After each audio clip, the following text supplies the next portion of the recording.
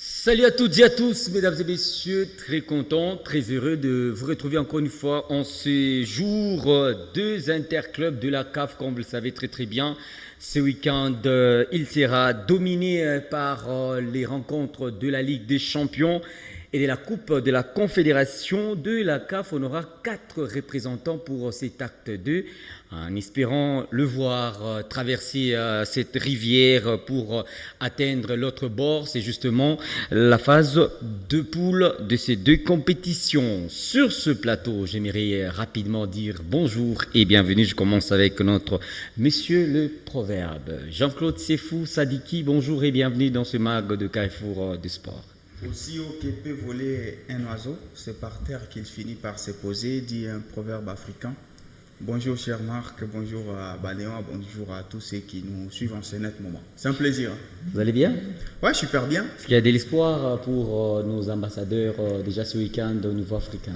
Oui, l'espoir fait vivre en tant que Congolais par patriotisme. Je dois nourrir ces espoirs-là, surtout pour Vita Club. Je trouve que le scénario il est devenu plus romantique avec la confiance à M. Raoul Chungu. Je trouve que ça colle bien et moi j'accompagne Raoul. Je n'accompagne pas les clubs puisqu'ils ont quand même c'est parce que vous avez tellement milité pour le départ. Mais il mais reste le président, il n'est pas innocent dans tout ça. Oui. Mais je pense que Raoul Chungu mérite cette reconnaissance et si jamais ça passait par lui, je crois que voilà, il va dire aux dirigeants de Vita qu'il faut commencer par ça serait un miracle. Bonjour à vous Banéwa et bienvenue dans ce mag Bonjour Marc Limba, bonjour également à Jean-Claude Sefou Sadiki et à toutes les personnes qui nous suivent. Oui, c'est aussi un plaisir d'être là pour bien évidemment parler sport. On démarre ce numéro, mesdames et messieurs, par cette formation tellement active cette semaine. Il s'agit là de l'équipe du FC Saint-Éloi Lupopo. Le football club Saint-Éloi Lupopo croit fermement à la qualification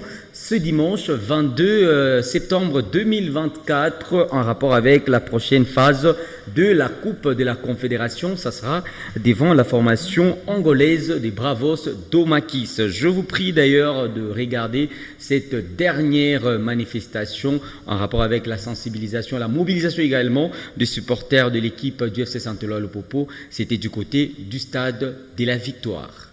Tel un commandant qui fait la revue de ses effectifs avant d'aller au front, le président du FC Saint-Éloi Lupopo, Jacques Kabula Katoué, a tenu à rencontrer l'ensemble des supporters du club avant la grande bataille du dimanche, où les cheminots joueront le match de la qualification face à Bravos d'Omakis d'Angola. Grâce à l'implication du président de la coordination des supporters, Philippe Kibawa, toutes les sections ont répondu à l'appel au stade de la Victoire ce vendredi. Chants, danses et cris des joies à la gloire du président et du club ont été manifestes. Et l'on pouvait lire la détermination et la sérénité sur le visage de tous les cheminots. Sérénité et détermination qui doivent conduire l'équipe vers non seulement la victoire, mais aussi à la qualification.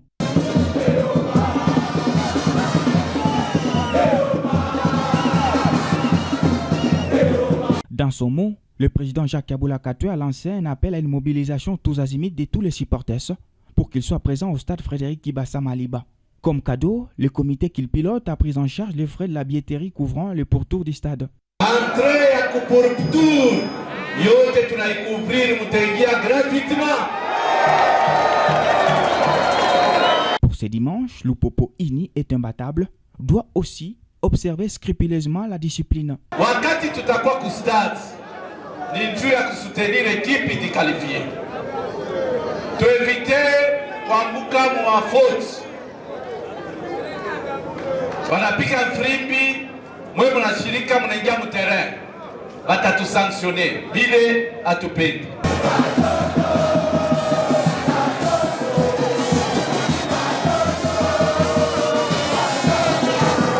Pour rendre la journée de ce dimanche encore un peu plus inoubliable, le comité de Jacques Kabula Katoué a doté au groupe d'animation un nouvel équipement pour que l'ambiance et l'accompagnement à l'équipe soient effectifs. Pour rappel, Lupopo était tombé en Angola face à Bravos sur le score d'un but à 0 et ne jure que par la victoire ce dimanche au stade Frédéric Kibasa Maliba pour espérer la qualification en phase de groupe de la Coupe de la Confédération. Joël Banewa, peut-on être inquiet aujourd'hui pour Lupopo en rapport avec ce rendez-vous de ce dimanche du côté stade Frédéric Kibasa Maliba pour ce match de la Coupe de la Confédération devant Bravos Domakis? Ouais, ils sont à domicile. Le contexte n'est pas catastrophique. C'est un contexte qui pourrait permettre justement à Lupopo de sortir la tête de l'eau et délivrer un match qui pourrait être un match référence pour le reste de la saison. Et on a vu, même à travers les images qu'on vient de suivre, que derrière cette équipe, il y a une solide mobilisation. Il y a des supporters prêts à tout donner pour leur club. Il y a un président qui aujourd'hui est en train de tout faire pour que sur terrain, ces joueurs pour que ces joueurs soient les meilleurs. Donc aujourd'hui, l'inquiétude qui pourrait peut-être exister, c'est sur le fait que Lupopo sur terrain ne corrige pas ses erreurs du passé. Parce qu'aujourd'hui, quand on regarde tout ce qui entoure cette équipe de Lupopo, c'est une équipe qui ne peut pas se permettre d'être éliminée par une équipe aussi moins performante que Bravos Domakis, chez lui à la maison, à domicile, dans un stade qu'il retrouve en compétition africaine. Donc je trouve que le FC Saint-Lupopo n'a pas le droit à l'erreur parce que la marge d'erreur, pour moi, elle n'existe presque pas parce qu'il y a tout qui est aligné pour que cette équipe puisse renverser les Angolais. Donc la seule inquiétude, c'est simplement le fait que Lupopo doit maintenant comprendre ce qui a mal été fait lors des rendez-vous précédents, de les corriger pour que finalement la machine soit lancée, parce que du côté de Lupopo, ça cale un petit peu malgré tout ce qu'il y a de positif dans cette équipe-là. Je crois qu'une qualification et une victoire contre Bravos Domakis, ça va complètement lancer la saison de Lupopo et on pourra peut-être voir des belles choses à venir. Mais sinon, il n'y a pas beaucoup d'inquiétudes autour de cette équipe. Avec vous, Jean-Claude Sefou Sadiki, nous allons parler finalement de ce vieux démon qui ne quitte pas le temple jaune et bleu de Lupopo. Il s'agit là de ces quelques buts encaissés dans les ultimes moments. Vous nous avez concocté d'ailleurs 2 palettes. On commence avec la première. Et justement, Joël Banewa a parlé de la faiblesse défensive. Je crois que c'est revenu depuis que Mohamed Mamaka Souba est là. Dans la pré-saison, on a décrié le fait que les défenseurs ne puissent pas bénéficier d'une bonne animation défensive. Puisque la défense, au-delà d'être en bloc bas, c'est aussi une très bonne intelligence, c'est aussi une très bonne animation. Qui fait quoi, quand et pourquoi. Quand est-ce que les 5 font un mouvement, quand est-ce que les 4 les suivent, quand est-ce que les latéraux peuvent aussi suivre les trains. Donc, face à Bravos Domakis, on est presque dans les money time, il y a quand même l'esquisse de la fatigue. La même erreur, ça veut dire Lupopo n'arrive pas à contrôler les dos de sa propre défense. Dès qu'il y a un centre ou une passe en profondeur, c'est tout simplement une catastrophe. Et Bravos va exploiter cette faiblesse-là, puisqu'on va suivre sur cette palette du but. Les centres, ils viennent presque au niveau du milieu de terrain. C'est un centre qui est presque lisible pour un défenseur. Il voit venir les ballons. En principe, il devait y avoir déjà une coordination spontanée. Sauf que du côté de Lupopo, il n'y a rien. Dans la propre surface de réparation, Lucien Sefou va se trouver puisqu'il va rater sa réception. Les ballons vont lui passer justement par la tête. Et puis, il y a un attaquant des Bravos qui ne s'est pas fait plier. Il va marquer un but à la Kylian Mbappé face à l'Argentine. Un but de la Coupe du Monde, il y a une sorte de retournée et donc le Lupopo qui tombe. Je pense que dans ce but, il y a un peu tout. Il y a les talents justement de cette équipe des Bravos, ce qui a pu lire la défense, mais également de la fatigue, puisque on attendait presque 60 secondes pour que les matchs puissent se finir et puis la défense est prise. Donc les mêmes erreurs. Pourquoi? Parce que Lupopo n'arrive pas à contrôler les dos de sa propre défense. Quand il y a un centre ou quand il y a une passe en profondeur, c'est une catastrophe. Il y a manque d'une très bonne animation dans la défense du FC Saint-Lupopo. Et Magasouba n'a jamais retrouvé cette solution-là.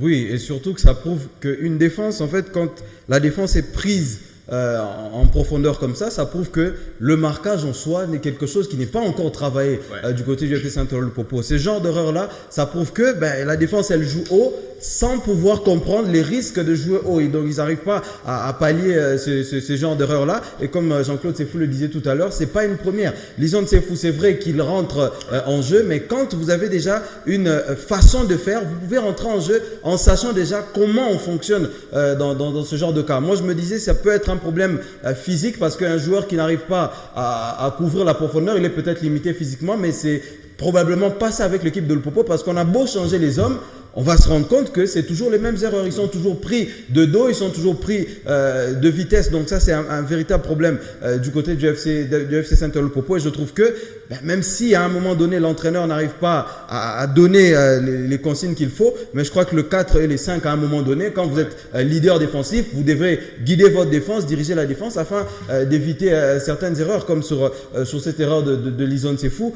C'est grave parce que l'attaquant réussit à marquer derrière, mais c'est encore plus grave parce que l'attaquant se retrouve constamment dans ce genre de position-là. Il aurait peut-être tiré le ballon en l'air, l'erreur n'allait pas être remarquée. Donc je trouve qu'il faudrait encore une fois de plus taper là-dessus pour que la défense du FC Saint-Eloi-le-Popo arrive à jouer ensemble, parce qu'une ligne de 4, ça se complète et les médiateurs aussi défensifs ont un rôle à jouer pour venir suppléer les défenseurs. Et puis quand on apprenait au football, il y avait certainement des défenses à ligne. Je crois que Garzito a mené ça du côté de Tepangara Mazembe. Mais en principe, les défenses classiques ne doivent pas être en ligne. Ça veut dire que les D, les 4, les 5 ainsi que les 3 ne doivent pas être sur la même ligne. Je trouve que le Popo est sur cette ligne-là et dès que les ballons passent, c'est tout le monde qui est battu. Je pense que les 4 et les 5 doivent peut-être être en retrait un tout petit peu et puis les 2 et les 3 peuvent avancer. C'est comme ça qu'une bonne défense est. Comme ça, en cas de profondeur, le 5 peut venir couvrir de l'autre côté. Donc c'est juste simple un tout petit peu de défendre, mais hélas. Et puis moi je crois jusqu'aujourd'hui la conversion peut-être de Mokonzi pose un peu de problème. C'est vrai que Mokonzi était numéro 6, c'était parce que c'est là qu'on l'appelait Pogba. Et aujourd'hui, quand on l'a fait revenir au poste de numéro 5, c'est lui qui devient les tauliers ou les leaders défensifs de cette équipe-là. Et chaque fois, il est toujours... C'est quelqu'un qui marque beaucoup sur les coups de pied arrêtés. Donc, il aime toujours être en avant, en avant. Et son repli pose souvent très problème. Et ça fait qu'aujourd'hui, cette défense-là soit un peu sur les bancs des accusés. Nous allons prendre la deuxième palette, toujours avec vous Jean-Claude Sefou Sadik. Ici, nous allons parler maintenant de prouesse qu'a réalisé les attaquants de l'équipe d'Outre-Tunnel. Dans l'ensemble, moi j'ai apprécié la chanson collective de Lupopo. C'est vrai qu'il y a un but, il y a une défaite à la clé, mais pour un premier match officiel, il y a eu cette aisance technique de la part des joueurs de Magasuba. Il y avait des passes un tout petit peu bien millimétrées. Il y avait certaines influences, comme par exemple Lise Niembo, qui a dominé son secteur. Et donc, il y avait une certaine habitude de jouer ensemble. Et ça montre à quel point ça s'est travaillé. Alors, sur cette action, on va vous montrer deux joueurs. Justement, c'est quand OCT fait son entrée et Lise Niembo, ils sont sur le terrain en seconde période. Au milieu de terrain, ils vont faire une séquence de 8 passes successives à des... Pour moi, ça montre à quel point techniquement ces deux joueurs-là ont été bien à l'aise. Alors, ils vont faire cette séquence-là du milieu de terrain jusque dans la propre surface des réparations de Bravos Domakis à deux. Donc, Inde comme on apprenait dans le football de la rue. Pour moi, alors vous allez voir, justement, vous êtes en train de voir en illustration, ça veut dire que c'est Lise qui passe à OCT, OCT qui remet à Lise, Lise qui le fait encore à OCT, jusque dans la surface de réparation. Malheureusement, un peu encore de la fatigue, Lise va envoyer justement les ballons dans le décor, mais la séquence prouve à quel point techniquement le Popo n'a rien à envier aux équipes modernes. C'est quelque chose qui s'est bien travaillé aux entraînements et ça peut être la clé, en tout cas parce que moi je vis Bravos être trop mécanique. Je vis Bravos avec des passes un tout petit peu en profondeur à tout moment, des passes laser comme on dit, ils ne sont pas bien à l'aise techniquement.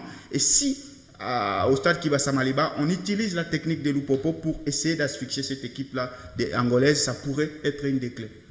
La qualité technique, moi je trouve que c'est la première ou la grosse qualité du FC Saint-Eloi-le-Popo. Ils ont des joueurs capables de manier le ballon. Sur ce genre d'action, ça prouve que c'est des joueurs qui sont à l'aise avec le ballon. Et aujourd'hui, quand on se base sur ça, ce qui va manquer peut-être à cette équipe-là ou à ces joueurs-là, c'est le sang-froid ou la capacité à finir les occasions. Quand vous avez des joueurs qui se projettent de leur propre camp jusqu'à arriver sur le camp adverse, c'est pas donné à tout le monde. Oui. Même au sein du tout-puissant Mazembe Anglebert, on n'arrive pas à voir ce genre de combinaison dans l'entrejeu. Et quand vous avez ça, ça permet même en sorte que les attaquants se retrouvent facilement dans la surface de réparation et essayer d'apporter d'autres solutions. Ce qui va être crucial pour cette équipe de Lupopo, c'est l'intelligence à finir les occasions qui se procurent. Parce que quand vous combinez bien, vous arrivez dans la surface de réparation, la même tranquillité avec laquelle vous évoluez comme ça avec le ballon, si vous l'avez dans la surface de réparation, on n'est pas loin de Barcelone. On n'est pas loin de Barcelone parce que quand on regarde Xavi, Iniesta combiné, ils le font bien du milieu jusqu'à arriver en attaque. Et en attaque, c'est une précision, quelque chose de simple et ça finit au fond des filets. Je crois que même si Lupopo arrivait à encaisser un but, mais si offensivement, la qualité technique arrive à couvrir les erreurs qui se passent en défense, eh bien Lupopo va se retrouver en phase de groupe et peut-être espérer aller un peu plus loin parce que offensivement, ils ont une qualité qu'il y a peut-être dans pas beaucoup de clubs africains aussi. Une question peut-être délicate, c'est en rapport avec l'avant-centre pour ce match. Faudrait-il garder Orso, malgré il n'était pas réaliste lors de ce match du côté de Bravos Domakis. Orso Mako est le seul parmi les avant-centres de l'effectif à avoir joué dans ce stade-là. Donc je pense qu'en termes du contexte, en termes du D1, avantage du terrain, quoi. Il a l'avantage d'avoir joué avec le public déjà dans ce stade-là. Ou en TT, c'est vrai, il vient de Renaissance, c'est quand même aussi une équipe très populaire, mais il vient d'une équipe de Renaissance qui n'était plus populaire, puisqu'il ne remplissait pas les stades. Les Bercy aussi, je crois avec Moko, on a certaines certitudes qu'au stade, il se débrouille un tout petit peu bien et il peut faire. Et puis techniquement, je crois que c'est le meilleur d'entre eux. C'est vrai qu'il nous a quand même déçus, mais il doit grandir juste à maturité. Nous a parlé de la tranquillité dans la soirée de réparation. Ça se travaille. Aujourd'hui, moi j'ai vu Kabou être transformé. La saison dernière, il a raté tout. Oui. Mais là, tout ce qu'il tente lui réussit. Ça veut dire qu'il y a un travail devant la surface de réparation ou devant le but qui doit être fait avec justement un accompagnement technique de l'entraîneur. Il peut tout simplement changer. Un autre bémol, pour moi, c'est l'entraîneur lui-même. Je trouve que Magasuba, il aime un peu trop philosopher. Le foot, il n'adore pas par moment la philosophie. Guardiola en a eu pour ses comptes lors de la finale face à Chelsea comme ça. Donc, plus tu réfléchis, plus tu dénatures un peu les profils de tes joueurs. Je demande à Magasuba de jouer simple. Avec un tel effectif, tu n'as pas besoin de varier les 3-5-D, les 4-4-D. Donc, tu as besoin de faire un 4-3-3 classique. Nous avons toujours dit, le milieu de terrain de Magasuba est le meilleur. Mais dites-moi pourquoi il sort au CT parmi les trios. Parce qu'il commence avec d'autres milieux de terrain. Au CT entre en cours de jeu. Donc je n'avais pas compris à quoi il voulait jouer. Je pense aujourd'hui que face à un match difficile où tu dois remonter un seul petit but, jouer avec des joueurs très ordinaires, avec une tactique très ordinaire, question d'épuiser le meilleur de chacun. Parce que si tu mets ton milieu à 3 qui a toujours été le meilleur, ça permettra à ce qu'il y ait beaucoup plus de l'influence offensive et asphyxier. Parce que plus l'équipe angolaise aura le ballon, plus ça sera dur pour Lupopo. Il faut lui priver les ballons et aller encore plus marquer. Il faut asphyxier complètement et boucher les trous pour permettre à ce que cette équipe-là doute. Et moi, je crois que les choix des hommes aussi sera très important ce dimanche pour Lupopo, parce qu'on peut estimer qu'un tel est un peu plus en forme maintenant. Il faudrait, à un moment donné, quand on maîtrise son effectif, il faudrait maîtriser aussi le contexte du match pour pouvoir faire les meilleurs choix. Moi, j'aimerais que l'entraîneur du FC Saint-Etienne nous évite des classements tests. On va arriver dimanche, il nous sort un classement qu'on n'a jamais vu. Il titularise un joueur qu'on n'a peut-être jamais encore vu sous le club du FC Saint-Etienne. Éviter des risques inutiles en termes de choix d'hommes. Et c'est parmi les choses qui va permettre à ce que le Popo puisse s'en sortir. Commencer avec Lise Nyombo en pointe, ce ne serait pas une bonne chose, mais il faudrait qu'il soit dans la capacité de pouvoir changer quand il le faut ou le garder quand il le faut. Ça émane de la responsabilité de l'entraîneur. On espère que pour cette fois-ci, l'entraîneur ne va pas se tromper en termes de choix d'homme. Je pense qu'aujourd'hui, mesdames et messieurs, l'équipe de Lupopo doit espérer au moins marquer plus de 3 buts sans pour autant encaisser. Hier, ils nous ont promis 5. Espérons que ça sera le remake TP Mazembe, Espérance pour des Tunis. C'était au stade Frédéric Kibasa Maliba. Franchement, c'était une très belle victoire des Corbeaux dans le passé. On aimerait voir. Mais ce que j'ai aimé chez les Lumpa hier, c'est la sérénité. Tu es devant un public très serein. Un public qui ne jure que non seulement la victoire, mais la qualification. Parce que la victoire peut être là et puis il y a une élimination. Mais il y a la victoire et une qualification. C'est cette sérénité-là, moi je leur demande d'ajouter juste la discipline, puisque c'est un match CAF. La CAF ne badine jamais. Elle ne tolère jamais des bévies, elle ne tolère jamais des dérapages. Donc il va falloir qu'on soit concentré, discipliné du début à la... On peut arracher la qualification même à la dernière minute. J'ai toujours une citation. Même la dernière minute du match compte 60 secondes. Même la dernière minute du match compte 60 secondes. Voilà. Bien noté. Nous allons rester en Coupe de la Confédération pour parler de cet événement triste pour certaines personnes, mais un très bon événement également. Plutôt un très bon événement, voulais-je dire, vous allez m'excuser pour certains fans de l'équipe de l'AS Vita Club de Kinshasa. C'était la démission d'Abdeslam. On regarde d'abord ses reportages et puis on revient après pour analyser ces sujets. Vendredi 13 septembre 2024, on est en Afrique du Sud. Vita Club perd son premier match officiel face à Stellenbosch. Sonné et sérieusement secoué par les supporters curieusement nombreux au stade, Le technicien marocain Abdeslam Mawadou perd les nerfs et enfuit les gants, monte sur les rings et en anglais, il annonce sa démission. D'une forte et intelligible voix, It was last game here, and as a coach, professional coach, I cannot continue in that conditions, to come before the game. suis un coach professionnel, je ne saurais pas continuer dans ces conditions. Une démission sur parole qui enchante les moscovites, eux qui cherchaient la tête d'Abdeslam Mawadou depuis le début de cette pré-saison, par outre, tronqué. Dimanche 15 septembre, sur la voie des ondes à Kinshasa, l'homme fort de Banaveya, Amadou Diaby le président, rétorque et appelle à l'unité tout en ne reconnaissant pas la démission de son entraîneur.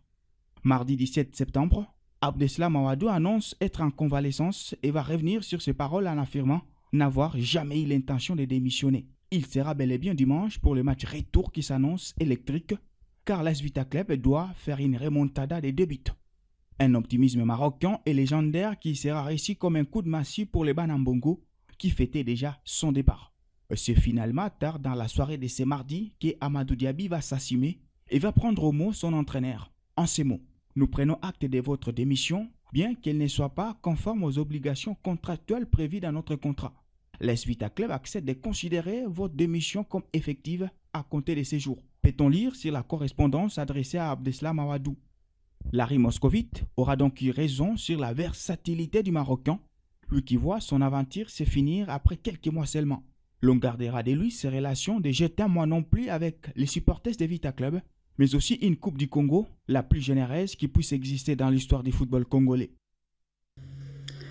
L'entraîneur Abdeslam, il a bel et bien jeté l'éponge, chers confrères, après justement cette défaite enregistrée du côté de l'Afrique du Sud devant la formation sud-africaine de Stellenbosch. Comment trouvez-vous cet événement au sein de l'équipe de Banambongo?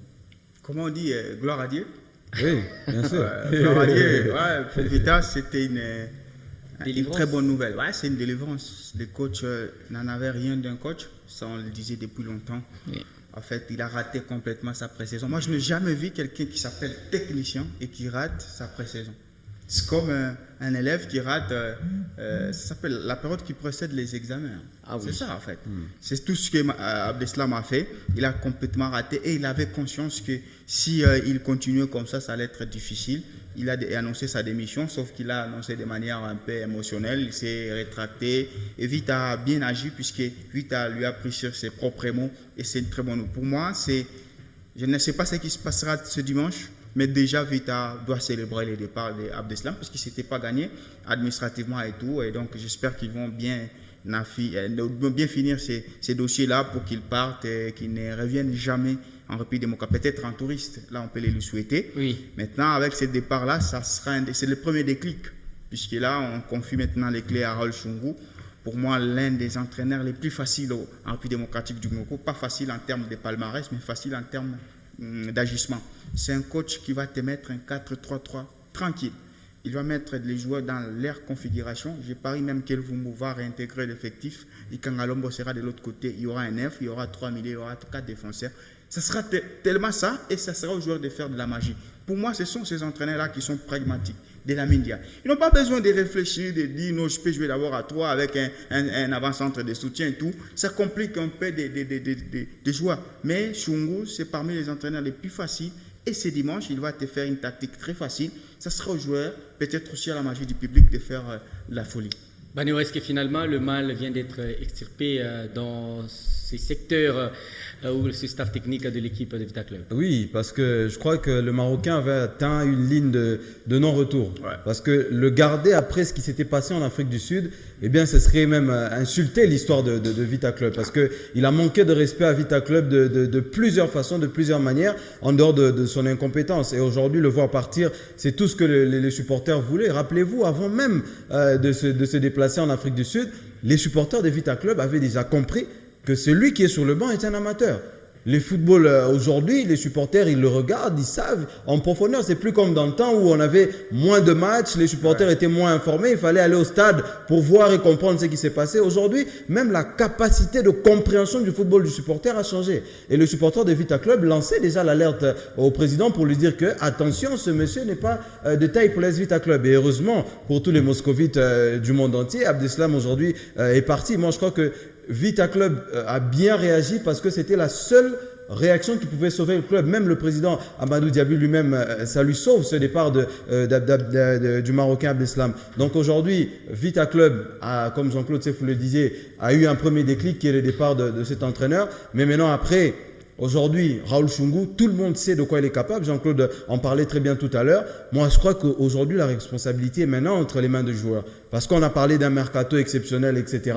C'est l'entraîneur qui a un peu été le bouclier de ce mercato en disant que les joueurs n'ont pas été bons parce que l'entraîneur était mauvais. Aujourd'hui, il y a un match ultra décisif. À défaut de se qualifier, Vita doit au moins proposer des choses qui vont rassurer le public. Pour dire qu'on a maintenant un bon entraîneur, les joueurs ont de la qualité. Maintenant, il faudrait travailler pour pouvoir rebondir plus tard. Donc, je crois que l'AS Vita Club, ils ont fait un pas en avant. Là, ils viennent de faire 2 en arrière. Donc, il faudrait encore redémarrer pour que l'équipe continue sur son projet. Mais le départ de cet entraîneur, c'est la meilleure des choses qui pouvait arriver en ce moment à Vita Club. On finit ce Non, carré juste foot de pour sport, finir oui. avec peut-être Vita Club, c'est Oui. sur les supporters. Si je lis sur leur visage de la vraie sérénité, ça encore c'est une bonne chose, mais sauf qu'ils en font un peu trop. Pourquoi? Ok. Parce que ils disent que le public quinois est magique, il va marquer le but. Dans ma courte expérience, je n'ai jamais vu un but qui vient des tribunes. Donc ils doivent avoir conscience de ça. Mais- Que peu importe le pain qu'ils vont faire, Oui. les buts ne viennent jamais des tribunes. Les buts viennent sur les terrains. C'est la technique des joueurs. C'est la capacité à se défaire de l'adversaire qui va faire en sorte que ce but arrive. Et moi, peut-être encore pour remettre un peu de l'eau dans la bouche d'Amadou Diaby, Oui. c'est le temps de mettre le rôle Chungu dans les bonnes configurations. C'est le moment. Puisque tu crois en lui, non? Alors, là, il est qui? Il est intérimaire, il est qui? Puisqu'il était rien déjà dans les faits. Il est qui là? Il va diriger juste un match. Imaginez, il dirige un match, il ne sait même pas sa situation. C'est comme les fameux Emerse Faye de la Côte d'Ivoire. Avant qu'il ne dirige le match, il avait été confirmé Oui. que non, c'est que les Blancs est parti, tu diriges jusqu'à la fin de la Jean-Luc CAN. Gasset est Oui. parti. Est-ce qu'on doit les rassurer, Chungu? Monsieur, tu nous gagnes ces matchs, tu restes titulaire jusqu'à la fin de la saison. C'est comme ça que quelqu'un va donner les meilleurs de lui-même. Parce que si là il dit je dirige, je qualifie et puis on va chercher quelqu'un qui serait peut-être compétent que moi, ben, c'est mieux qu'on reste tous à Kinshasa. Ah oui.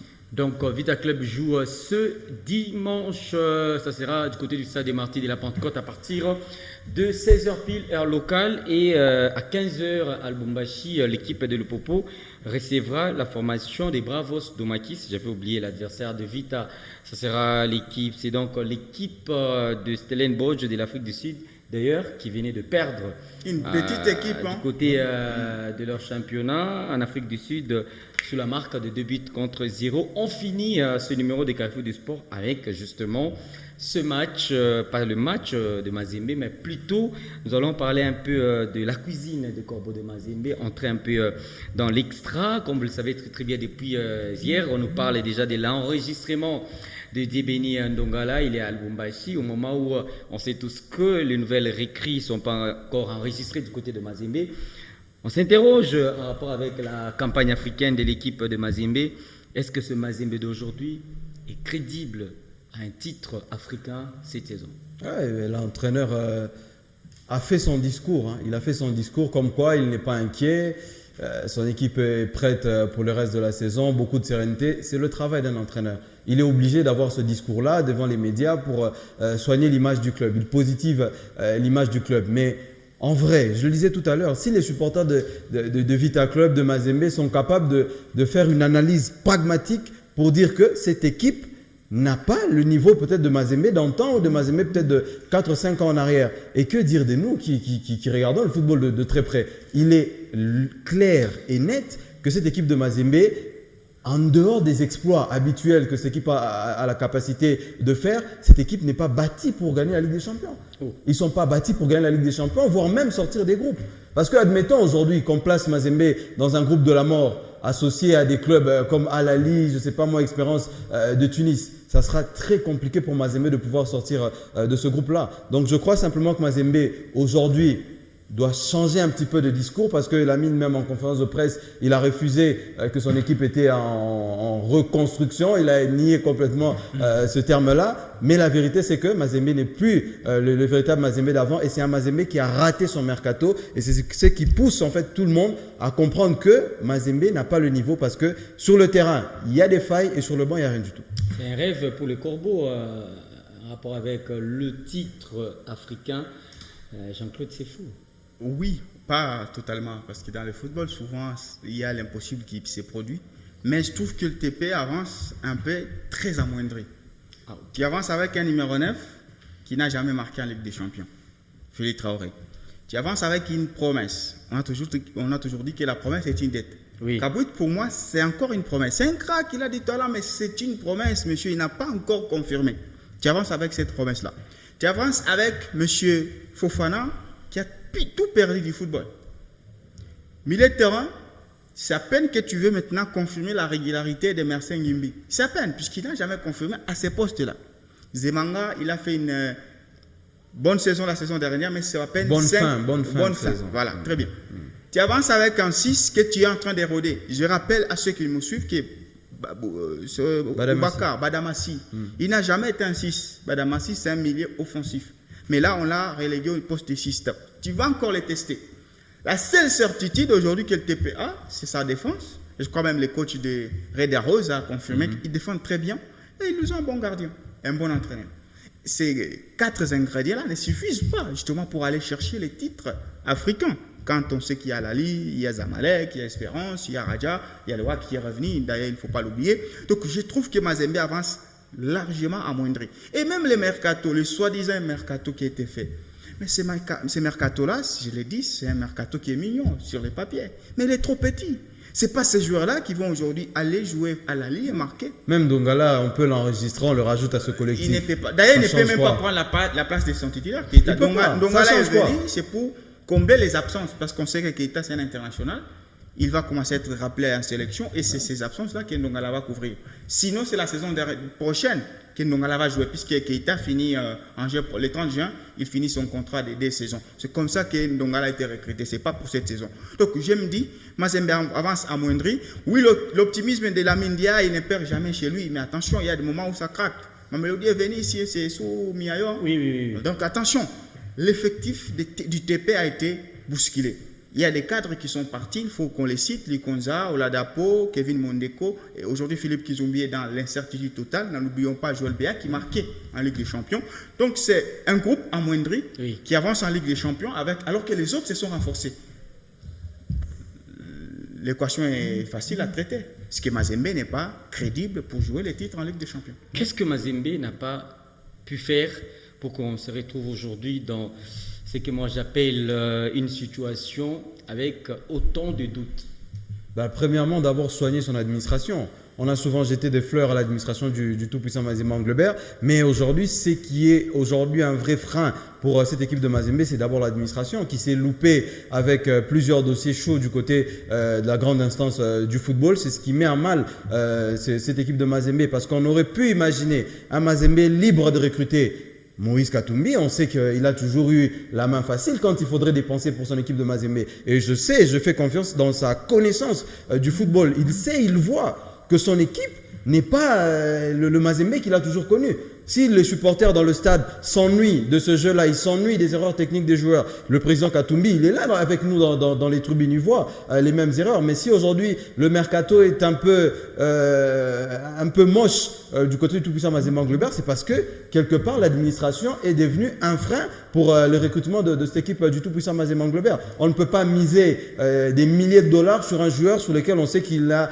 peu de chances de pouvoir jouer, alors qu'on sait qu'en Afrique, on ne dépense pas non plus pour rien. On ne peut pas miser sur un jeune joueur comme on le fait facilement en Europe. Donc je trouve aujourd'hui que le premier problème est parti de l'administration du tout-puissant Mazembe Anglebert. Le deuxième, le fait de laisser partir vos meilleurs joueurs parce que soi-disant incapables ou Mazembe est un grand club, les joueurs passeront, Mazembe restera. Cette philosophie-là aussi, c'est ce qui met Mazembe en difficulté. Parce qu'aujourd'hui, vous gardez même 4 de vos 5 meilleurs joueurs de la saison dernière, on aurait un autre discours. Ouais, mais malheureusement, Mazembe, dans la gestion de la continuité, ça a un peu bloqué parce que la saison dernière, demi-finaliste, vous gâchez toute cette saison et vous vous retrouvez face en à Red, difficulté. ça passait en Zambie, ça passera sans problème. Oui, sans Donc, problème. nos analyses ignorent complètement ce qui se passera face à Ce Red. sont des analyses à long terme. À long terme, Red, c'est les fermiers, on l'a vu, c'est une équipe qui est capable de te faire des exploits, mais voilà, elle est limitée en termes d'expérience. Oui,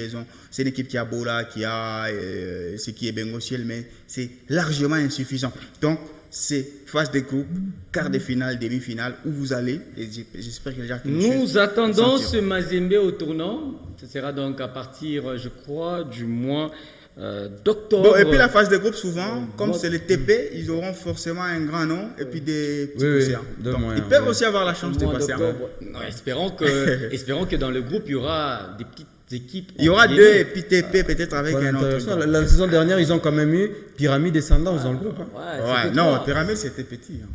C'est trop petit, les pyramides. Merci à vous, mes estimés et fantastiques confrères. J'ai dit un grand merci pour cette brillante intervention dans ce numéro de Carrefour des Sports. Merci à vous, Marc Lemba. Merci à toutes les personnes qui nous ont suivis. Un excellent week-end à tous les fanatiques du football congolais et africain. Tous mes sentiments sportifs à vous. Les rings, il est prêt. Je crois lundi, nous serons bien servis. Merci à vous, chers téléspectateurs et téléspectatrices de ce numéro de Carrefour du Sport. J'ai dit merci à Herman et Franklin, tout ce monde dans notre régie télé. Nous allons nous retrouver, mesdames et messieurs, ça sera la semaine prochaine avec d'autres interventions sportives sur les antennes de la radio-télévision Héritage. Ciao, au revoir.